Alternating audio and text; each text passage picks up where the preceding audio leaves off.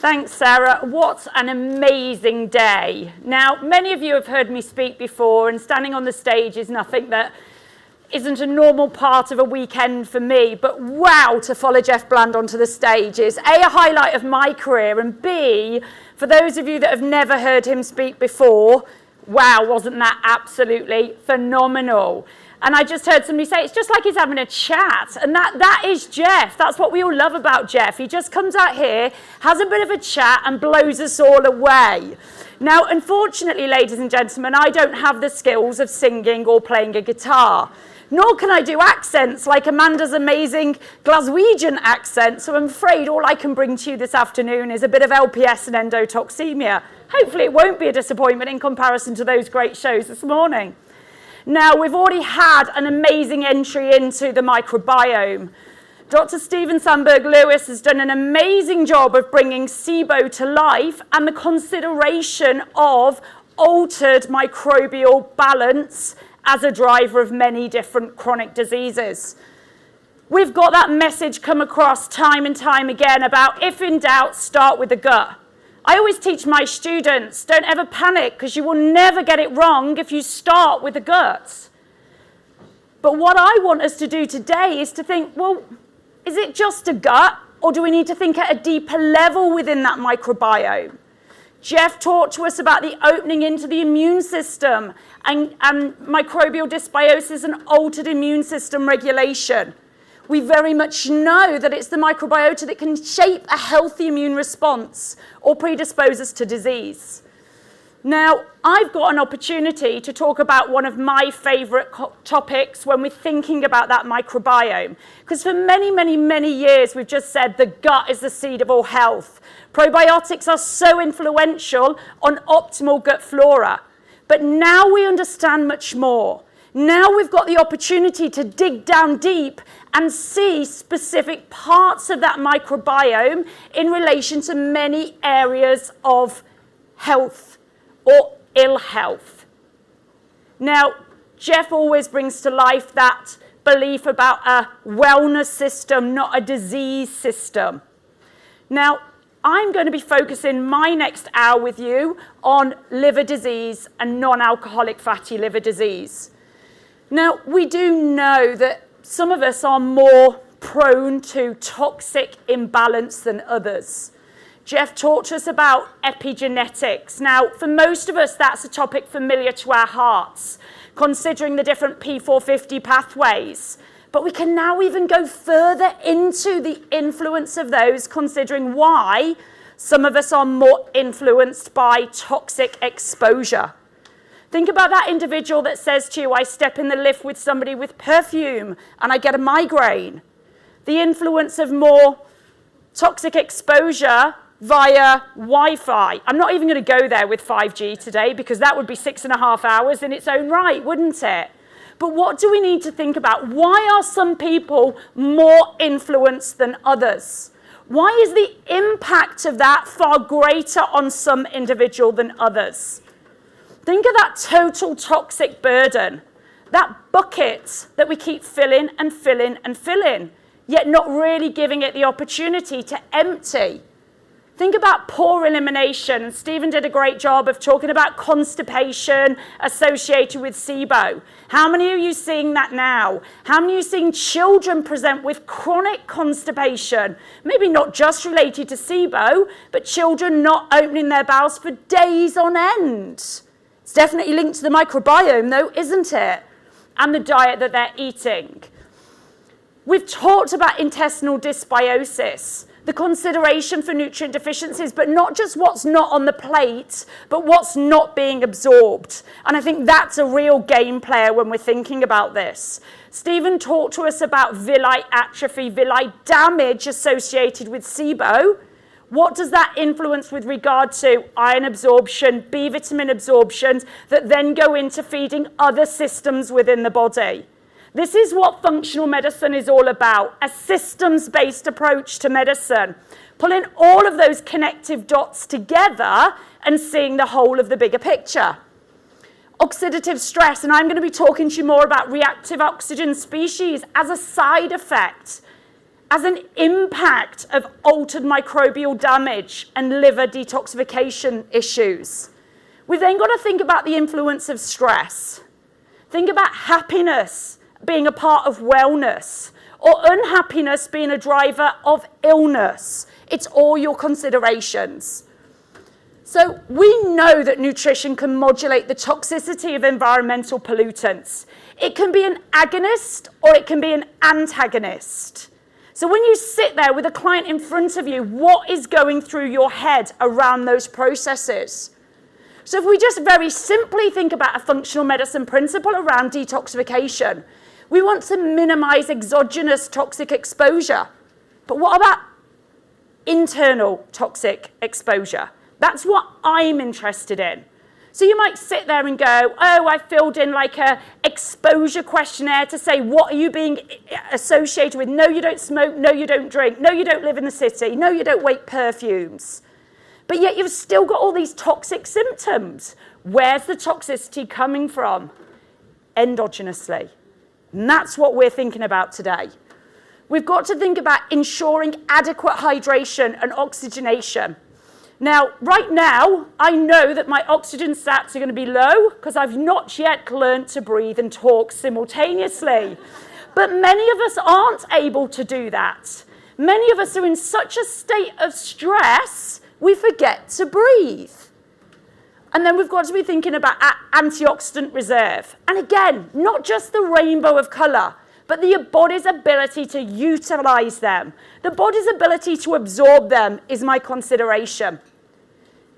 Jeff introduced us to the thought process of inflammation as a driver of ill health, something that won't come as a shock to any one of us. But hang on a minute, why are we seeing more and more pro-inflammatory states? Why are we seeing chronic inflammation in children and young people? Is that coming from inside? Is it associated with altered omega-3, omega-6 ratios, pro-inflammatory mediators? And then we've got to think about utilizing the bowel. Think about optimizing gut flora to support that detoxification. So this is what I'm basing my topic around today. And this was something that was only in The Guardian on the 12th of April. Experts warn of fatty liver disease epidemic in young people. Why are we at epidemic levels? We're seeing more and more children present with infiltrations of fat throughout their liver. Children at the age of 5 entering school with fat infiltrations. You can't tell me that liver is going to last them through the course of their years. So where are all these liver transplants going to come from? Who is going to donate all these livers to these young people that livers will not last them a lifetime? I'm sure the answer is there won't be the livers to transplant all of these individuals. By the ages of 9 to 11, or sometimes younger, kids whose BMI is in the 85th percentile or above should be screened. How many GPs are screening children for non-alcoholic fatty liver disease? It doesn't happen. Yet you see that child walk into your office and say, they are obese.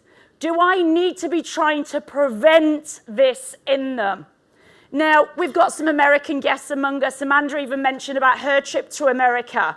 America are leading the obesity state. But honestly, are we much far behind them? Not really. So, we've already looked at the intestinal microbiota. We know that it plays an important role in the development of our GOLT, our gut-associated lymphoid tissue.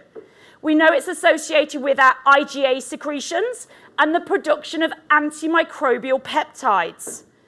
Environmental factors, injury, infections, high-fat diets may induce small intestinal bacterial overgrowth. Stephen talked us through that earlier on.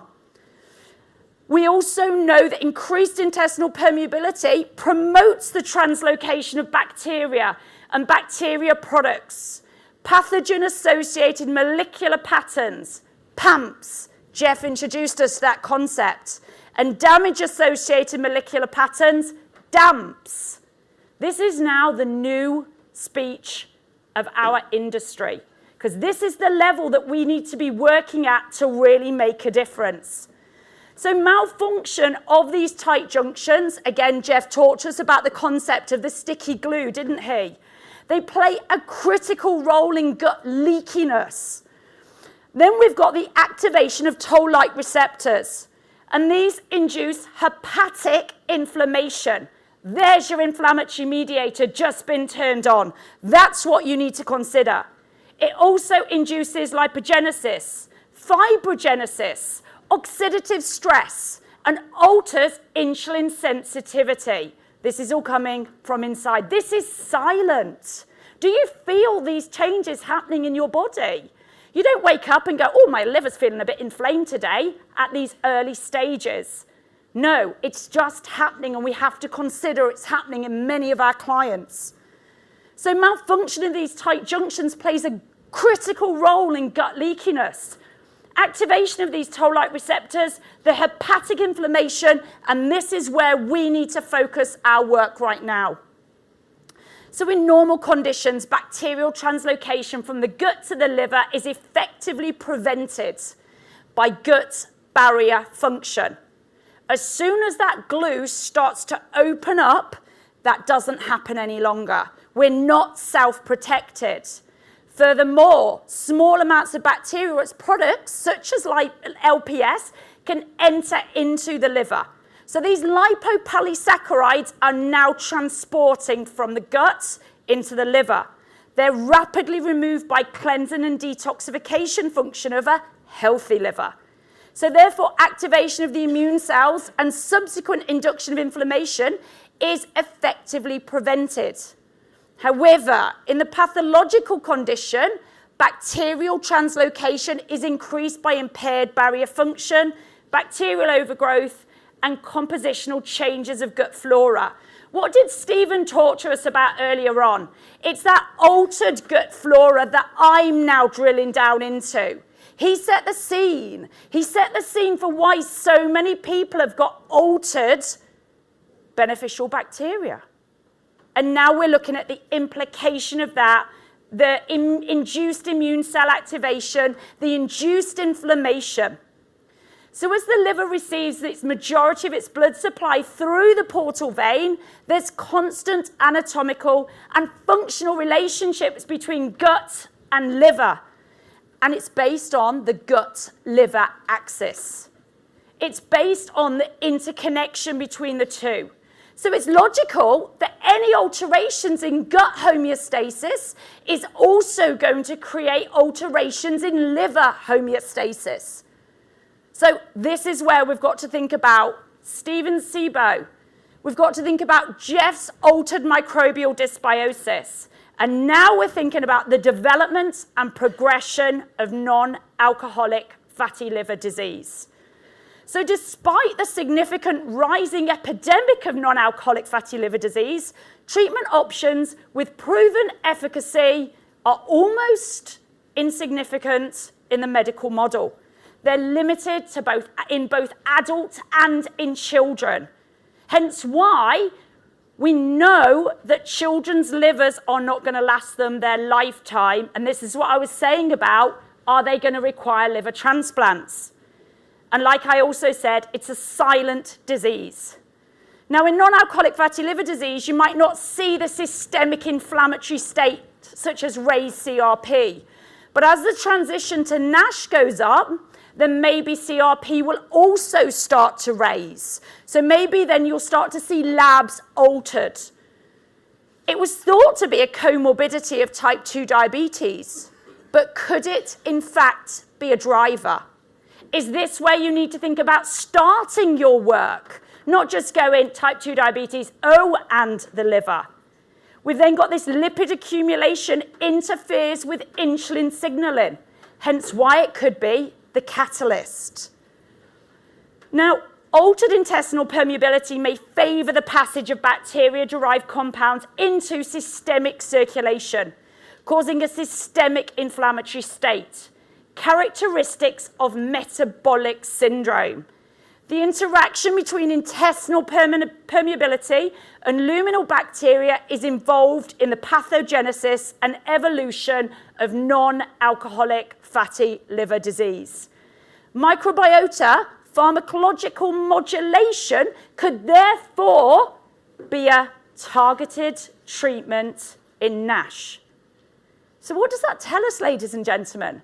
The doctors don't have any treatment, yet we are starting to load our kit bag with tools to make a difference. That excites me.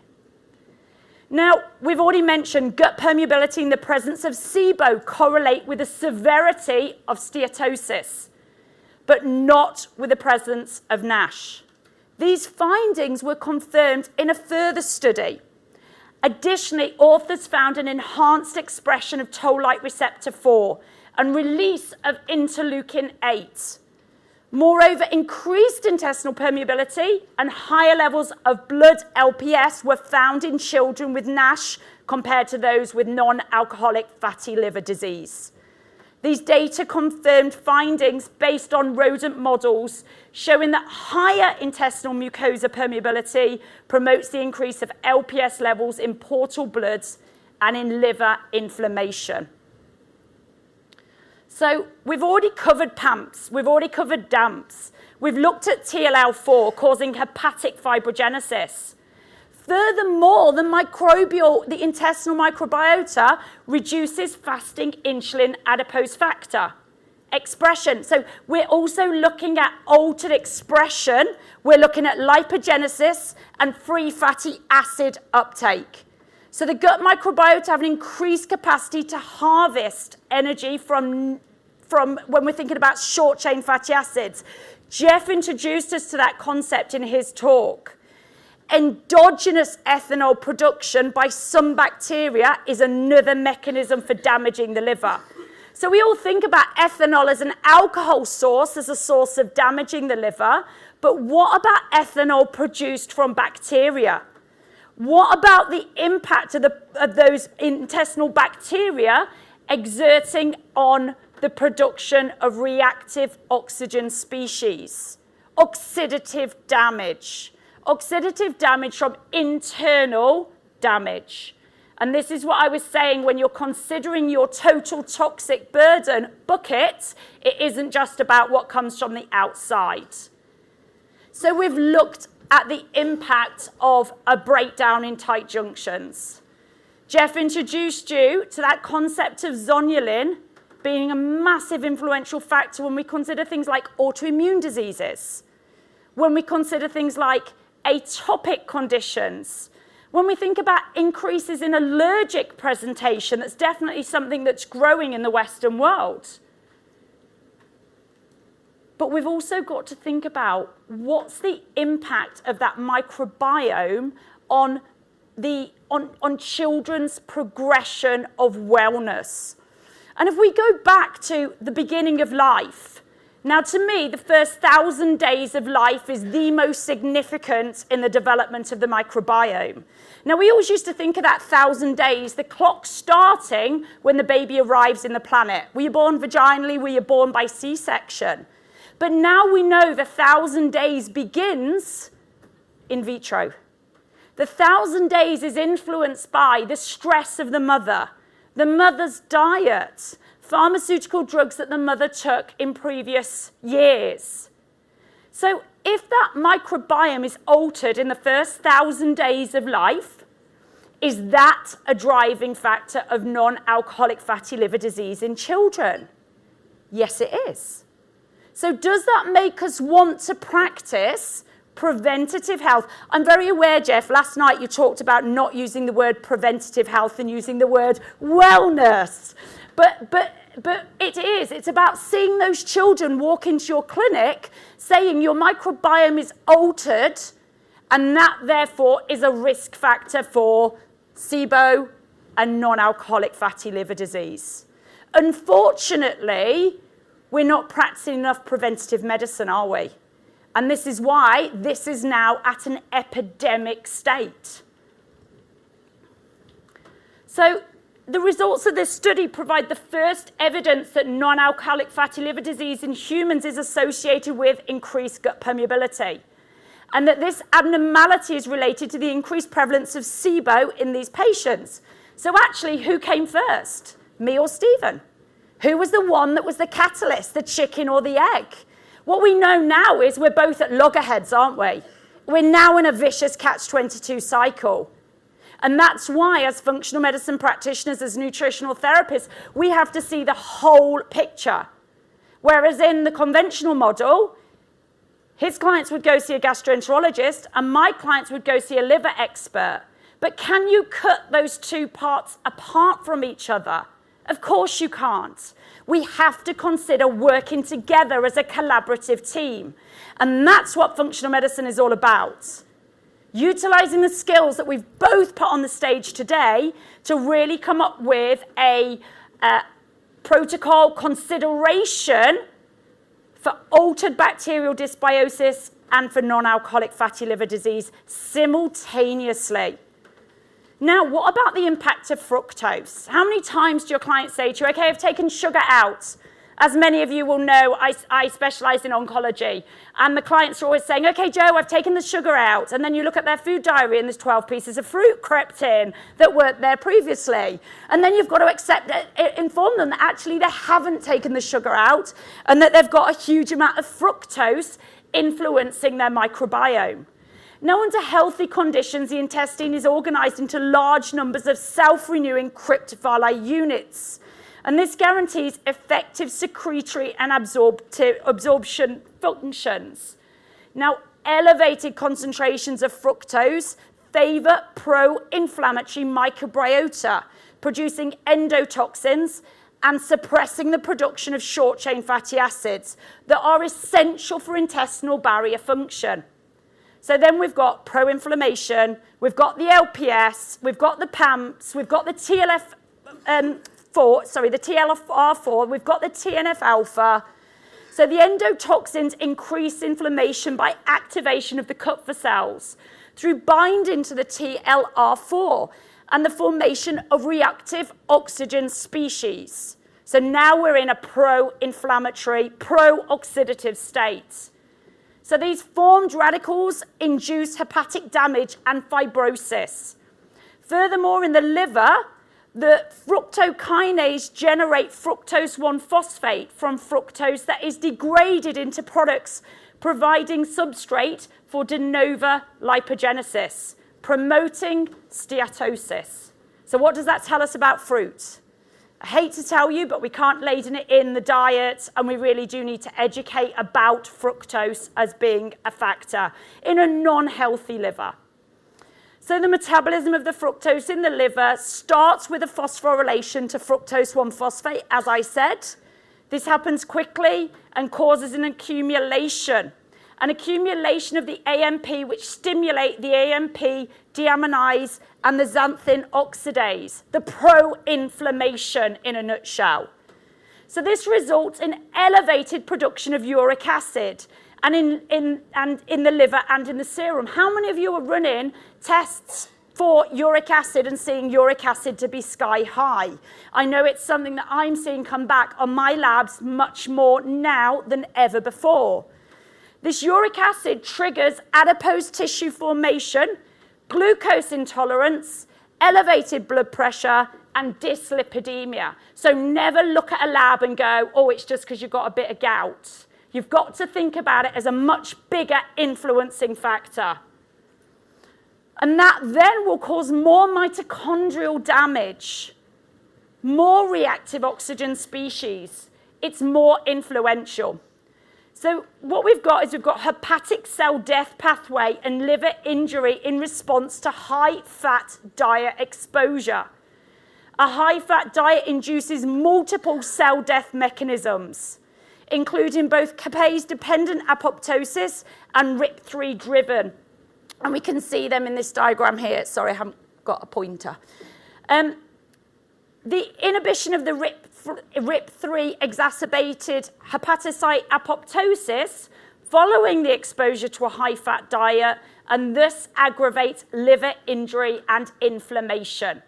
So we've talked about fructose, we've talked about high-fat diets. Of course, it goes without saying to look at the quality of the fats. Jeff was talking earlier on about the ketogenic diet. And for some individuals, ketosis can be a really powerful dietary model. But we've got to look at the quality of the fats, and we've got to look at the functioning of that individual. And that's what Jeff said. There's not one diet that's the right dietary model. Environmental factors such as obesity, high-fat diet, and infection may induce intestinal dysbiosis and increase this intestinal permeability further. Another vicious cycle. We've got substances such as short-chain fatty acids, bile acids, bacterial compounds, choline, and endogenous ethanol reach the liver and activate the toll-like receptors. Now, this activation induces insulin resistance, hepatic inflammation, lipogenesis, and oxidative stress, all drivers of non-alcoholic fatty liver disease. Now, intestinal products reaching the liver can have multifaceted effects of liver physiology. Increasing levels of microbial products, ethanol, and altered bile acid production have all been detected in NASH. So this is why, if you've got a client with raised liver enzymes, where do you need to look? You need to look at their gut function.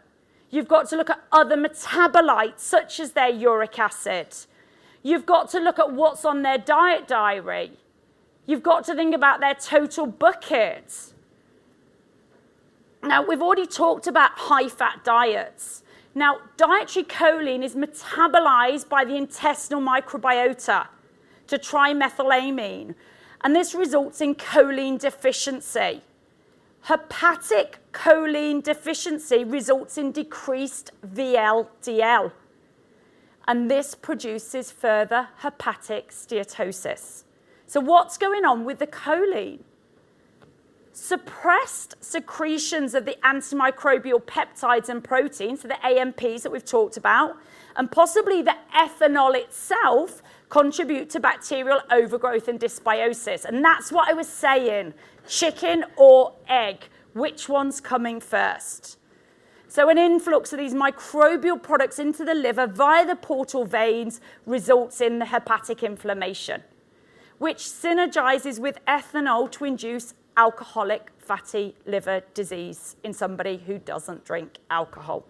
And how many times have people presented to you with non-alcoholic fatty liver disease and they're like, but I don't drink any alcohol. It can't be me, that isn't something that's influencing me. Or I don't need to worry about those raised liver enzymes because I'm not going to be the one that gets a pathology associated with them. It's our job to see it, but catch it before it falls. So we've already mentioned the gut epithelia as a barrier to protect. It's a barrier that prevents non-alcoholic fatty liver disease being upregulated in our clients. In the liver, LPS is cleared by hepatocytes and excreted in the bile. So LPS promotes hepatic insulin resistance. We've already mentioned about pro-inflammatory cytokines, reactive oxygen species. In the endothelium, LPS induces the expression of pro-inflammatory adhesion molecules, which promote atherosclerosis development and progression. In the adipose tissue, LPS induces adipogenesis, insulin resistance, macrophage infiltration, and again, the oxidative stress and the pro-inflammation. So metabolic endotoxemia is what we've got to be thinking about. Now, in metabolic endotoxemia, levels of LPS in the bloodstream can be as much as 2 to 3 times higher than in normal concentrations. How many of you are really thinking about this with your clients? How many of you digging down deep and going, where is this inflammation coming from? Hopefully, when you get back into the office on Monday morning, this is now a consideration for you to be thinking about that pro-inflammation, and now let's think about where it's coming from. So maybe a client comes to you and says, I can't lose weight, and you've ruled out hypothyroidism, you've ruled out hormone imbalance, and you're like, why are you not able to lose weight? This is now a new consideration. Maybe a client's presenting to you with chronic low iron levels. You might replace that iron and you're making no significance on their iron storage. This now has to be a consideration. And then, of course, you've got to think about all clients with chronic health imbalances. Your autoimmune, your pro-inflammatory, your obese, your metabolic syndrome clients. And don't forget the children. Now, this cascade is a great pictorial. It tells us, or utilizing it with a client, that it can be as simple as a single high-fat meal that triggers the activation of the cascade. This doesn't need to be years and years of a typical Western diet. If we've got an altered barrier function, we've got a bit of bacterial dysbiosis, it is very simple to activate this cascade in the majority of our clients. Hyperglycemia and increased free fatty acids are all hallmarks of obesity, metabolic syndrome, and diabetes. Combined with a high-fat, high-glycemic load diet could result in increased activation of the inflammasome. And that's what Jeff was talking to us about. He was talking to us about those subtle upregulations. He brought it to life to consider the influence of the genetics and the epigenetics, didn't he? The brother going up to space was a great, great alteration. Okay, I can't send any of my clients up to space just to reenact that. But what does it tell us about epigenetic markings on our genomics? Many of you are running genetic testing in your clinic, but it's now going, what's marked it? And that, unfortunately, is not something you can see when you do your 23andMe or your genomic profile or anything else. That's where you've got to use your skills. Your skills to go, how has this been activated? Think about every client with cardiometabolic syndrome, with diabetes. Think about what their epigenetics look like. It actually isn't difficult when we start to consider those factors. Now, we've talked about genetics in many of our educational training. Many of you are really now dipping toes, whole feet, whole bodies in the water. Now, the genetics that we really want to think about when we're thinking about potential upregulating factors in non-alcoholic fatty liver disease are these. Now, we MTHFR is something most of us talk about, like we're talking about brushing your teeth when you go to bed at night. But what about this PNPLA3 gene? It provides instructions for making a protein called adiponutrin, which is found in the cells, the adipocytes and liver cells, so the hepatocytes. The function of this protein is not really well understood yet. I'm sure if you ask Jeff, he probably knows a lot more about it than me. But it is thought to help regulate the development of adipocytes and the production and breakdown of fats, so lipogenesis and lipolysis in hepatocytes and adipocytes. So you see that on a genetic profile, and what do you think? A greater influencing factor. Is that client, would you then just want to run a stool test, even if they're not yet presenting with gut dysbiosis, to make sure you prevent non-alcoholic fatty liver disease? Now, we know that environmental chemicals that are poorly absorbed after ingestion are swept to the distal small intestine by peristalsis. And those that partition across the intestinal wall from the blood may be directly metabolized by the GI microbiota.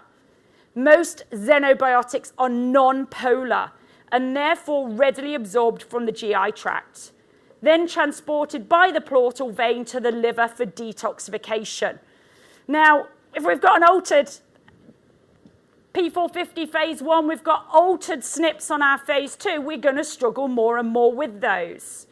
Now, the GI microbiota generally deconjugates and reduces these toxins, resulting in the formation of non-polar molecules of lower molecular weight, which may be readily reabsorbed. Microbiota-mediated deconjugation of the metabolites previously conjugated by the liver may regenerate the original xenobiotic or form new toxic metabolites.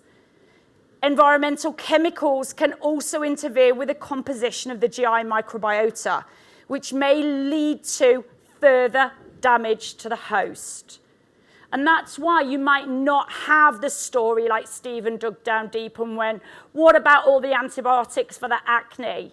Some of you, like me, have had a client that went, I've never taken antibiotics. And I'm like, yeah, but your microbiota is still not imbalanced.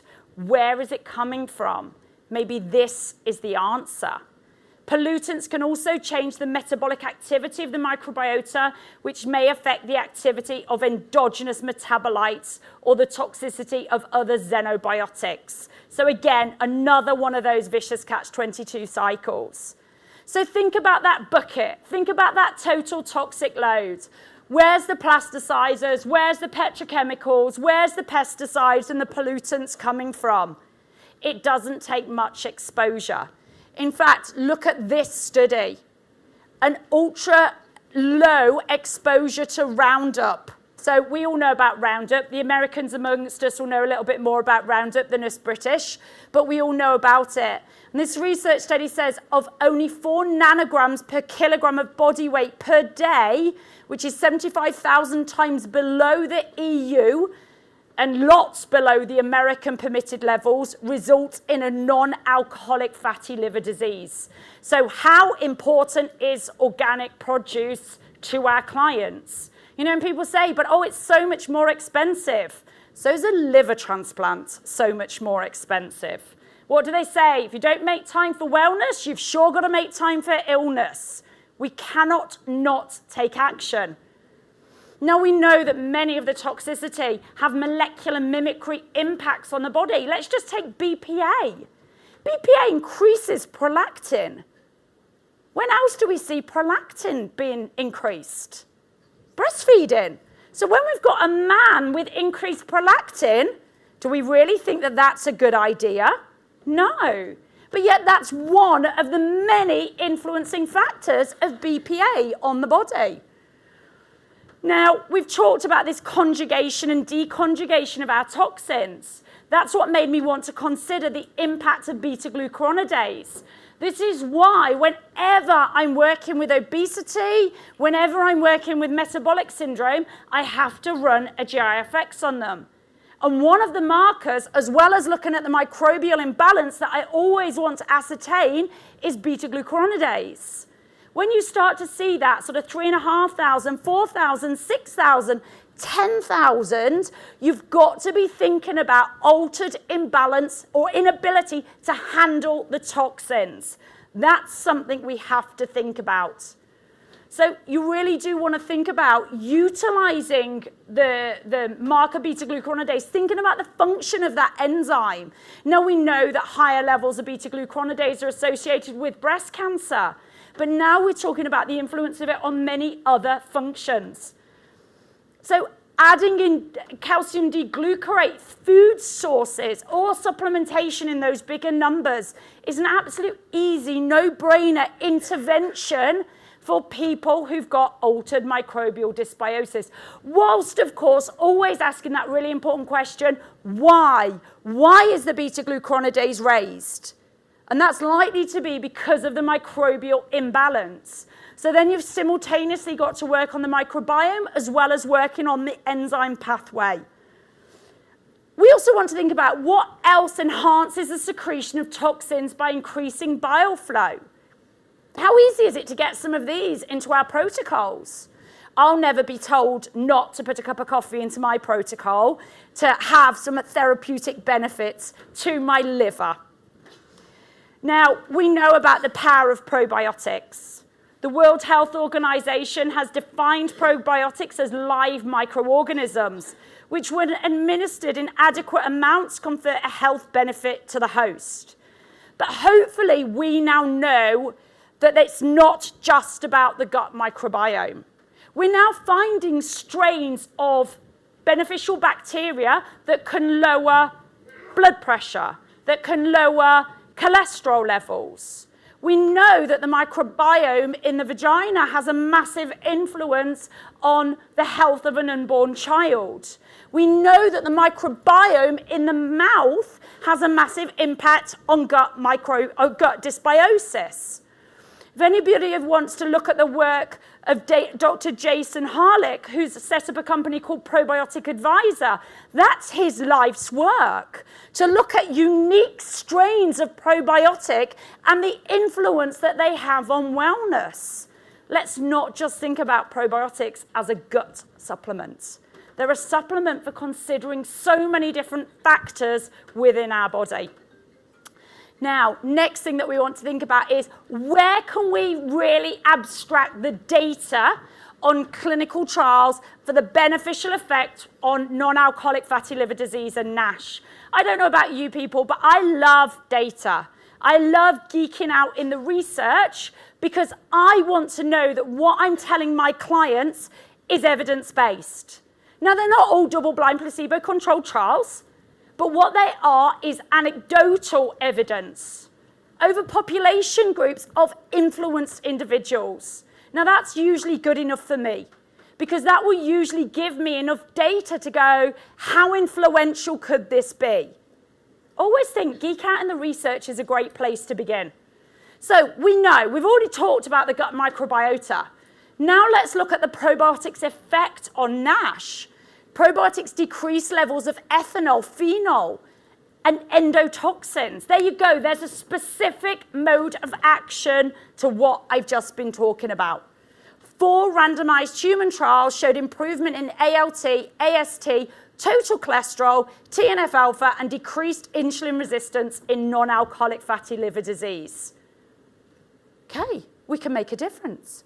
Amanda told us how quickly her stats changed negatively, how hard she had to work to pull her stats back positively. We've got to work really hard with these clients to really make a difference. We've got to use all of the tools in our kit bag. Probiotic therapies can reduce liver aminotransferases, total cholesterol, TNF-alpha, and improve insulin resistance in non-alcoholic fatty liver disease. So therefore, modulation of the microbiota can be seen as a treatment intervention in non-alcoholic fatty liver disease. And there are all the different pathways it can influence. Now, I've just put the research in there because if you're like me, you want to go and geek out on it all. You don't want to just listen to what I'm saying on the stage. You want to go out there and look at those specific strains. Now, there's many other herbs and nutraceuticals. I couldn't quite bring research on everything together in an hour, but I've really tried to focus on those that I think will give us the biggest bang for your buck. Curcumin had to be one of them. Look at the research trial, 78.9% improvement in curcumin versus 27.5% in the placebo group. So there were significant reductions in body mass index, serum levels of total cholesterol, low density lipoprotein cholesterol, triglycerides, and liver enzymes. Significantly attenuates LPS-induced secretions of interleukin-1 beta. Significantly. Reduces interleukin-1 beta-induced activation. The major site of action of curcumin is therefore likely the intestinal epithelial cells and the intestinal barrier. By reducing intestinal barrier dysfunction, curcumin modulates chronic inflammatory diseases. That's pretty powerful. It's a pretty easy intervention. We can also look at the many modes of action of alpha-lipoic acid, restoring intracellular glutathione. Now, many of you will have heard me talk about glutathione. I dedicated an hour to it. If you didn't, it's available as a free download on the Nutri Advanced website. I talked about the influencing factors of glutathione and the many SNPs associated with altered glutathione function. So we definitely want to think about that. Now, choline. Choline is a big player. In the liver, choline is mainly used in biogenesis of phosphatidylcholine, or it's directed to maintain the SAMe cycle. However, the liver is an important storage component for choline in the body. Deletion of genes involved in choline metabolism and its availability to the SAMe cycle, or deletion of genes in the SAMe cycle, leads to non-alcoholic fatty liver disease. Furthermore, in the absence of choline, VLDL levels are downregulated due to insufficiency of the phosphatidylcholine. The hepatic ratio of phosphatidylcholine is unmethylated precursor in non-alcoholic fatty liver disease is lower than in healthy subjects, suggesting deficiency in the methyl donor SAM-E. Choline has two origins, exogenously and endogenously. Where do we get most of it from our diet? Eggs, dairy, some of the highest foods that we take out in food intolerance rotations. Now, diet provides about 70% of choline, while the remainder is synthesized in the body. So you've got a client that's intolerant to eggs, who's not having dairy, then what do you need to think about? Supplementation of phosphatidylcholine to create a bridge of the deficit from not having those foods in there.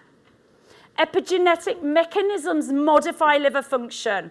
Dietary intake of methyl donors such as methionine and choline modify hepatic inflammatory signaling pathways as well as the epigenetic marks regulating the expression of genes. So here we go. This is how we think about those epigenetic influencing factors. Dietary intake of choline varies over a threefold range, and many humans have genetic polymorphisms that increase their demand for choline. It's an important methyl donor. Now, supplementation, 250 milligrams to 1,000 milligrams daily is what you need to be considering. Silymarin. Now, I love the herb silymarin. In a 90-day study of people with fatty liver disease, the group who took a silymarin vitamin E supplementation and followed a low-calorie diet experienced twice the reduction in liver size as the group who followed the diet without taking the supplementation. Dosage, 250 to 376 milligrams per day as a therapeutic intervention. We've always got to consider vitamin D deficiency. Think about the influence of vitamin D receptor SNPs. The research here tells us that low Vit D is associated with non-alcoholic fatty liver disease. Now, L-carnitine supplementation to the diet is useful for reducing TNF-alpha and CRP and for improving liver function, glucose plasma levels, and lipid profiles. So again, another consideration.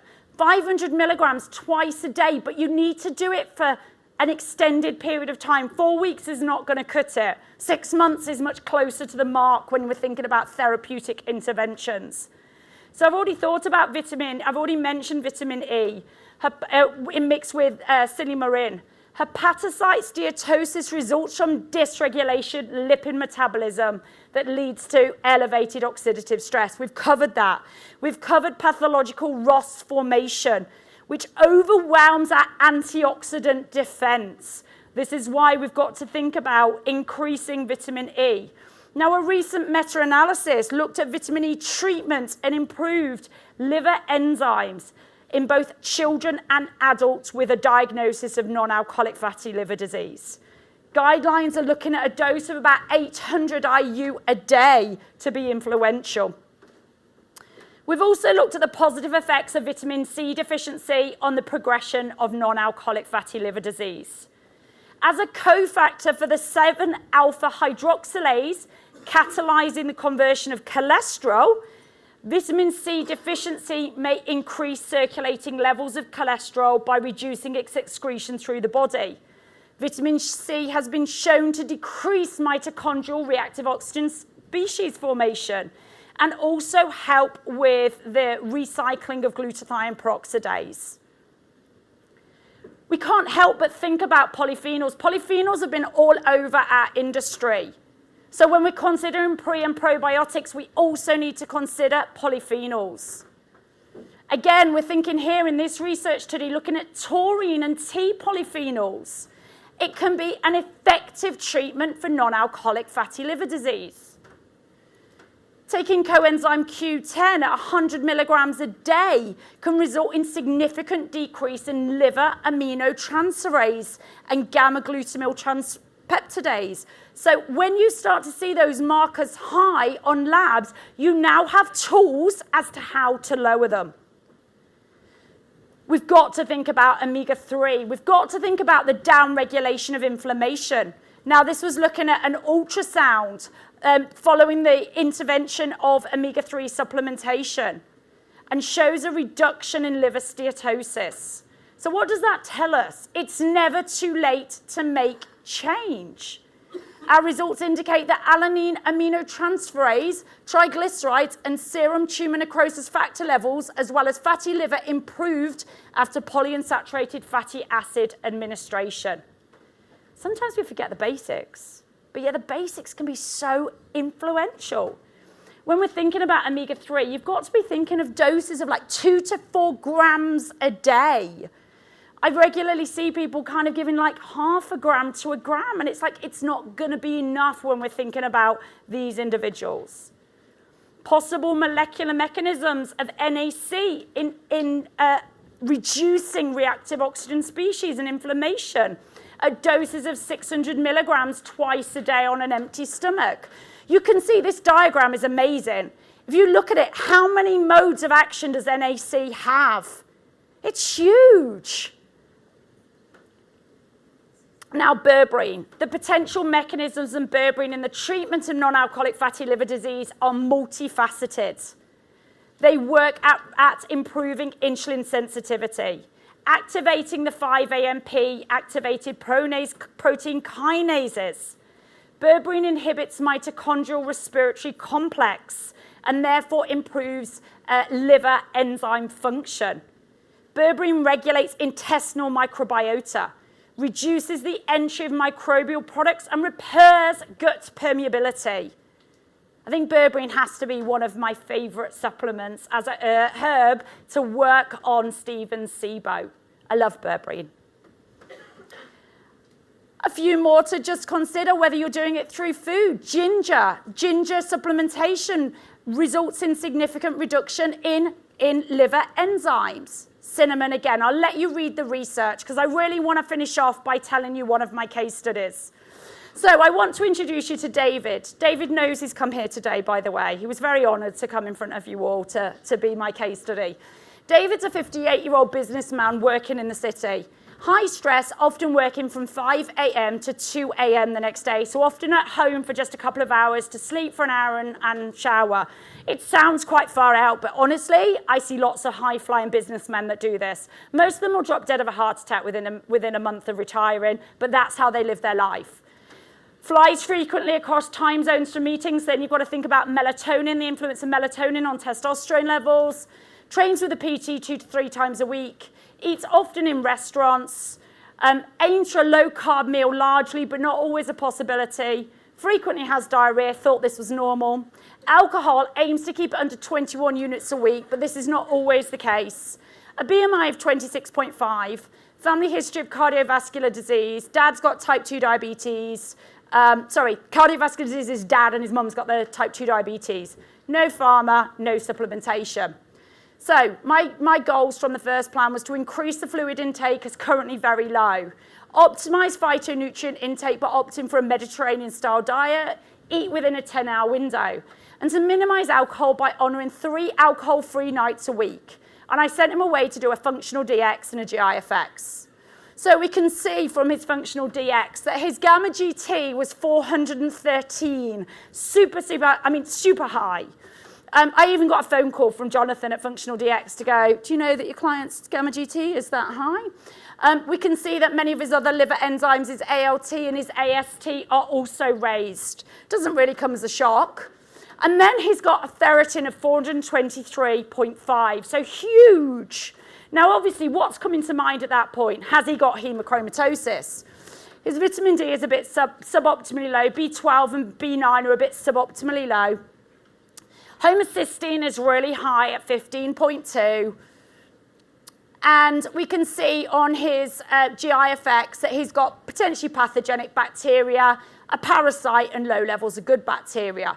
His lactobacillus wasn't showing up on his PCR or in his culture, so you're genuinely going, it doesn't always culture, but you'd look for it in the PCR and hope it's there, but it wasn't. couple of potentially pathogenic bacteria. So before I saw him, I called him up. Well, I called his PA up because that's how you communicate with men in the city. You don't speak to them, you speak to their PAs. And I arranged a liver ultrasound, and I also sent him away for a gene test for hemochromatosis just to rule it out with that ferritin being super high. You can see that his liver has come back, liver and pancreas steatosis, but negative for hemochromatosis. So what's that? Pro-inflammation has driven that high ferritin. It's nothing to do with excess iron storage. It's the inflammatory response. He was quite concerned with his results. And he hadn't done anything between last time and this time, but boy, did that make him want to make changes. It's amazing what lab tests do to honour commitment to the plan, isn't it? I mean, he knew he was drinking too much. So my protocol is based purely around Nutri products. I don't name the products on stage. If you want any help interpreting what products I've used, please ask one of the Nutri staff.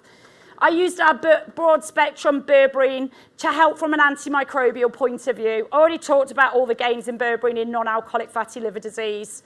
Put curcumin and ginger in to have anti-inflammatory pathways support. Put vitamin D in because his vitamin D was a bit suboptimally low. Used our milk thistle extract with artichoke and choline to start the support of liver detoxification, and put him on some fish oil. Oh, I've put him on vitamin D. Oh, no, sorry, the vitamin D was in the curcumin. I've put him on vitamin D as well. And then I also put him on some B vitamins because he had suboptimal low B9, suboptimal low B12, and high homocysteine. So he came back to see me 8 weeks later. He reported significant increases in his energy, and he was managing 2 alcohol-free nights a week, with some weeks managing 4. Training 3 to 4 times a week and increase the phytonutrients through his food. He wants more. So I use glutamine pre and probiotics to start gut repair. I'm doing the 4R protocol that Jeff talked us through. I also put some high-potency buffered vitamin C in there because you've seen the research why. And I put him on some coenzyme Q10 with some vitamin E. Carried on with the curcumin, carried on with the milk thistle, and carried on with the fish oil and B vitamins. Came back to see me 8 weeks later. He was only drinking 3 days a week. This is huge. He's a hotelier. He owns a massive hotel chain. This is huge. He's dropping his BMI down to 22.5, lost from his neck and also from his weight, which is probably more significant. And he felt his brain was way more engaged. Jeff talked about leaky gut, leaky brain. We're fixing his leaky gut. So are we getting better cognitive function? I moved him into the re-inoculation phase with probiotics. Put some vitamin E in there and put some high-strength NAC in there. So I was using 1 gram 3 times a day. I also used some high-strength alpha-lipoic acid. So this is just to back up all of the evidence that I've given you, and carried on with the fish oil, the B vitamins. And after 8 weeks of doing that protocol, I repeated his functional DX. So his AST is now back in the optimal zone. His ALT has gone from above standard to above optimal. And his gamma GT has dropped out of his feet, which is amazing. His homocysteine is still raised, but it's moving favorably in the right direction. And also his ferritin. So it's still high, but it's moving favorably. So he came back to see me. He reported he'd not had diarrhea for the whole of the last plan. His energy had increased further. He was now sleeping 6 to 7 nights a week. And he was having 5 alcohol-free nights a week. He'd got less joint stiffness and felt 10 years younger. So I now used our metabolic food because it was easy for him to have as a breakfast option. Our glutathione had now come into stock because, as you know, it's a relatively new product. And I used some Saccharomyces boulardii and other strains of probiotics to ensure that we rotated the strains for optimal, all of the research on the different strains. Carried on with the fish oil, but I dropped the dose because he was having more dietary omega-3s, and carried on with the B vitamins. And that, ladies and gentlemen, is an example of bringing the evidence to life. That gentleman's life can be irreversibly changed by what I'm going to call quite easy intervention. He was so brought into the concept of functional medicine, he's now paid for everybody in his workforce to have a consultation because he saw the power. Now, it was the labs that made such a difference to him because he knew he was drinking more than the legal limit of, or the allowed level of alcohol. how powerful is bringing to life what we've talked about today? It's been an absolute honor to introduce or to bring the concept of non-alcoholic fatty liver disease, reinstate it for those of you that are already doing it, and to remind every one of you on Monday morning when you go back into the office to think about medicine from a systems-based approach, to join the dots and to be passionate about what you do. So, thank you.